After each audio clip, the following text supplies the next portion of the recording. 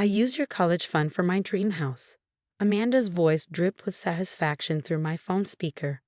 You're never going back to finish your degree anyway. Time to grow up and face reality. I gripped my kitchen counter, feeling the cold marble under my fingers as I processed her words. The $800,000 education fund my grandparents had left me, gone. Or so she thought. Interesting. I replied, my voice steady. And how exactly did you manage that? My name is Sophie Parker, and at 32, I'd spent the last decade working as an accountant while slowly building my way toward my dream of finishing my medical degree.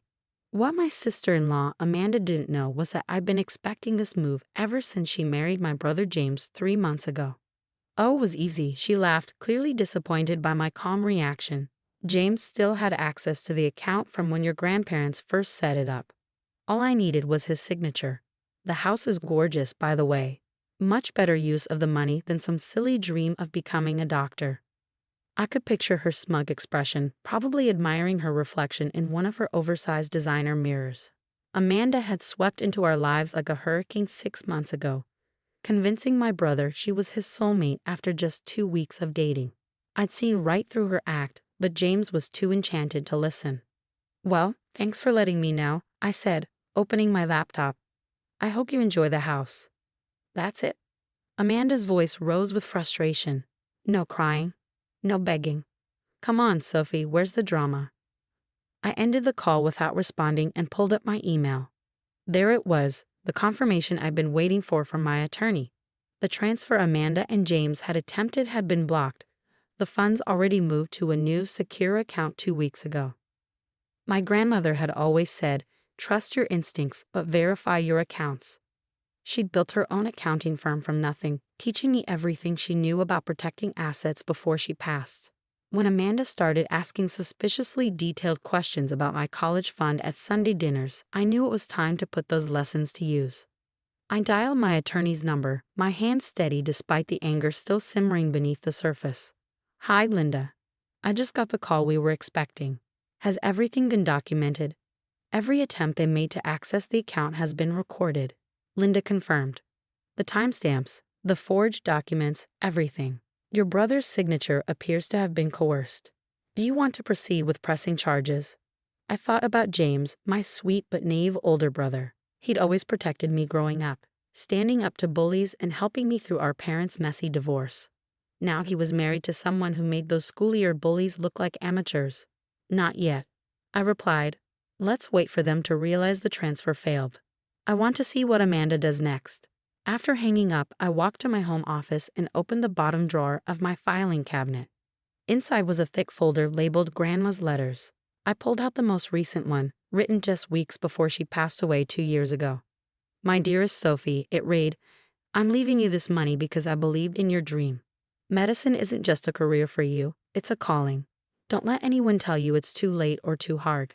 And most importantly, don't let anyone take this opportunity from you. You're smarter than they think. Love, Grandma.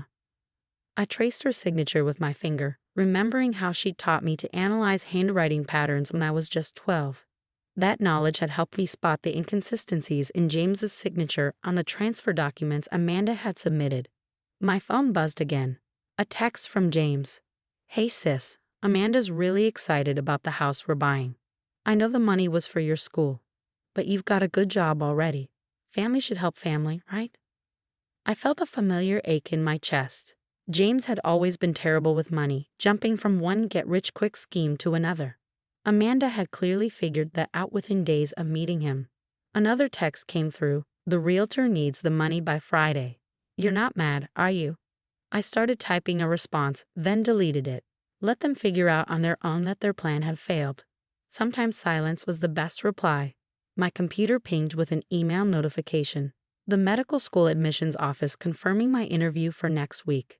I'd already been quietly completing prerequisites at night while working full-time. The money from my grandparents wasn't just sitting in an account. It was an investment in my future, one I've been carefully planning for years. I opened my blinds, looking out at the city skyline as the sun set.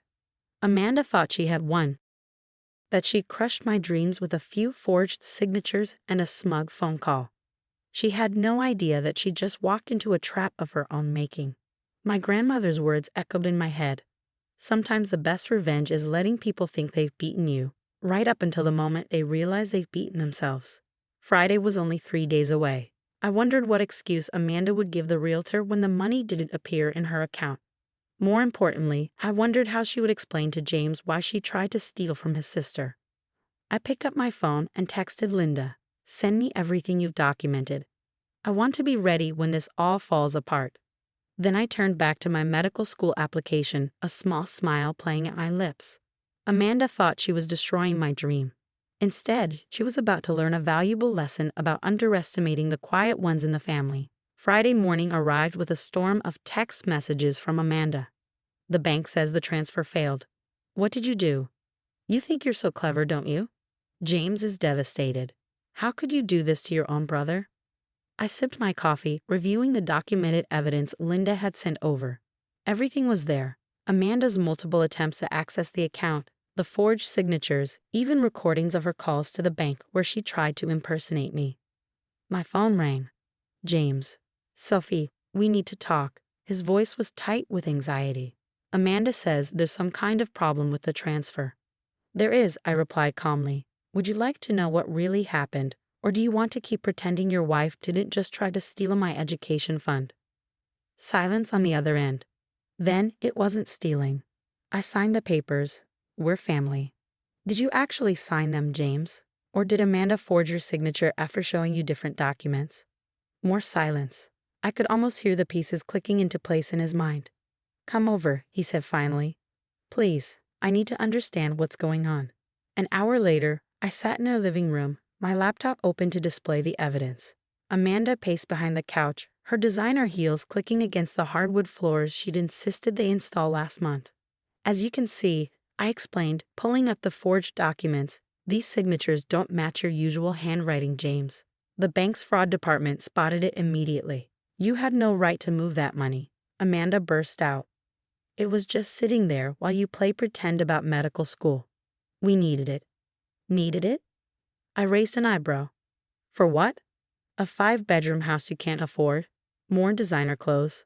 Or was it to cover the gambling debts you've been hiding from James?" Her face went pale. James turned to stare at her.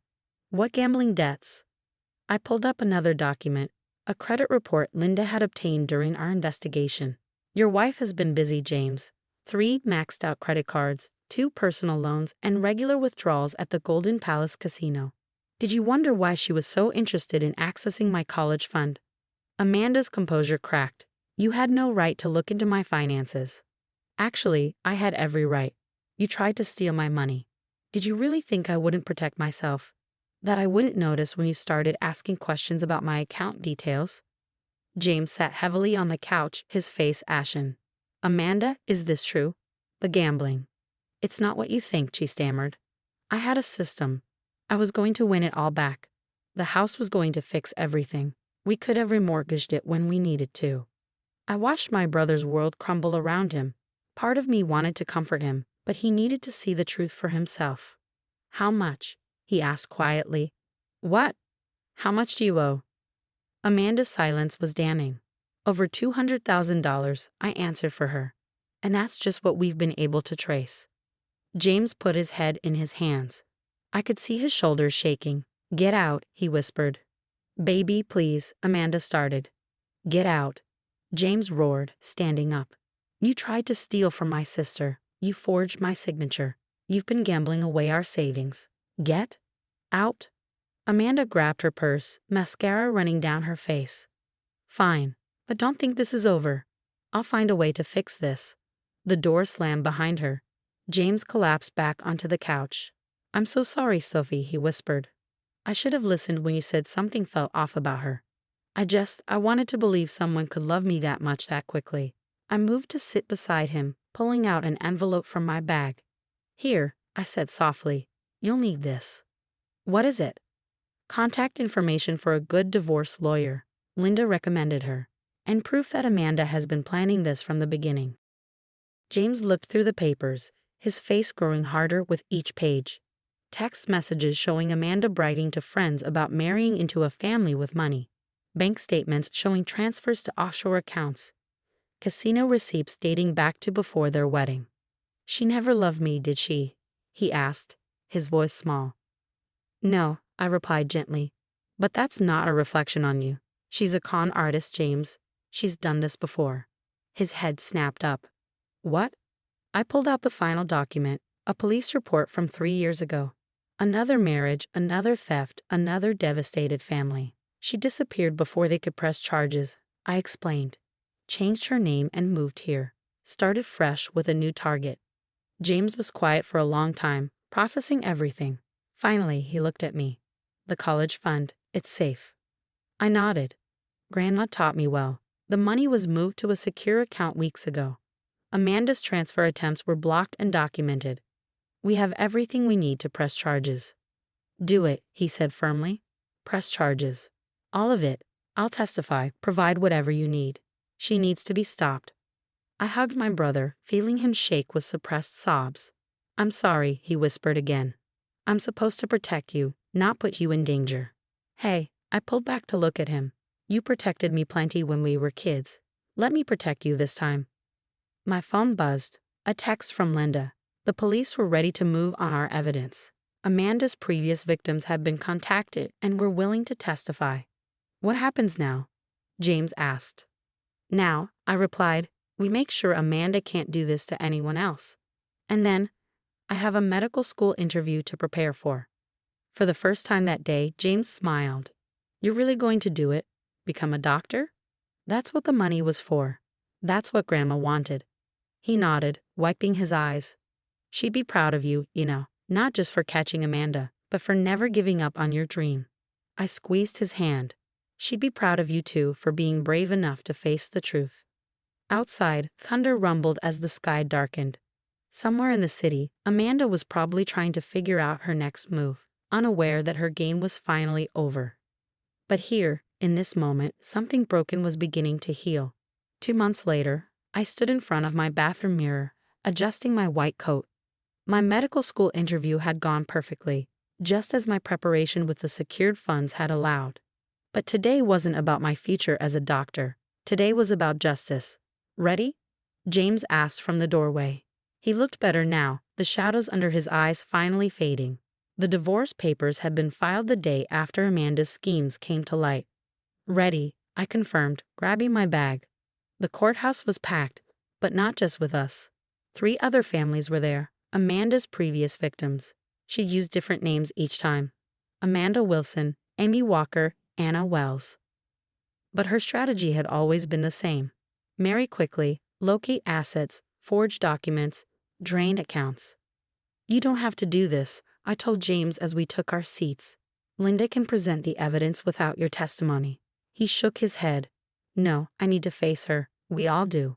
Amanda was led in by officers, her designer clothes replaced by generic court attire. She'd been arrested at the airport 3 weeks ago, attempting to flee with a fake passport. The smug smile I remembered from her phone call was gone, replaced by a look of desperate calculation. Her eyes widened when she saw the other families. This wasn't part of her plan. The proceedings moved quickly. Linda presented our evidence methodically, the forged signatures, the gambling debts, the pattern of fraud across multiple states. Each family stood to testify, sharing nearly identical stories of trust betrayed and lives nearly ruined. When it was James's turn, his voice was steady. She made me believe I'd found true love, he said. Instead, I nearly helped her steal my sister's future. The money she tried to take wasn't just cash in an account. It was a grandmother's legacy, a dream of becoming a doctor, a future of helping others. Amanda doesn't just steal money, she steals hope. I squeezed his hand as he returned to his seat. Finally, it was my turn. Unlike Amanda's other victims, I was fortunate. I began. My grandmother taught me to protect myself, to trust my instincts, to document everything. The money she left me wasn't just for education. It was a lesson in standing up for what's right. Today isn't about revenge. It's about making sure Amanda can't destroy any more families. The judge's verdict was decisive. Guilty on all counts. 5 years in prison, restitution to all victims, no possibility of early release. You think this changes anything? Amanda spat as they led her away. You're still just playing at being a doctor. You'll fail and I'll be out before you finish your first year. I smiled, thinking of my grandmother's words about letting people think they've won. Actually, I replied calmly, I start medical school next month. Your attempt to steal my dream just motivated me to work harder. So thank you, Amanda. You taught me that sometimes the best revenge is succeeding despite those who tried to stop you. Outside the courthouse, James turned to me. I found her ring, he said. The engagement ring I spent 3 months' salary on. It's fake, just like everything else about her. Sell it, I suggested. Use the money to start fresh. He shook his head, pulling out the ring. No, I want you to have it. Sell it and add it to your school fund. Turn one more piece of her lies into something good. That evening, I sat in my office, looking at my grandmother's photo. The acceptance letter from medical school lay on my desk, along with the latest statement from my secured education fund. My phone buzzed, a text from James. Thank you for never giving up on me, even when I couldn't see the truth. I smiled, thinking about how different things could have been if I hadn't listened to my grandmother's lessons about protecting myself. Amanda had thought she was taking advantage of a naive dreamer, too busy studying to notice her schemes. Instead, she'd encountered someone prepared, protected, and unwilling to let anyone steal her future. I picked up my white coat, running my fingers over the embroidered name. Sophie Parker, medical student. Sometimes the best victories aren't just about keeping what's yours. They're about showing others that it's never too late to stand up for yourself, to pursue your dreams, to trust your instincts. And as for Amanda, she'd have 5 years to think about the fact that the quiet one she'd underestimated was now on her way to becoming Dr. Parker, while she sat in a cell, her own dreams of easy money finally permanently out of reach.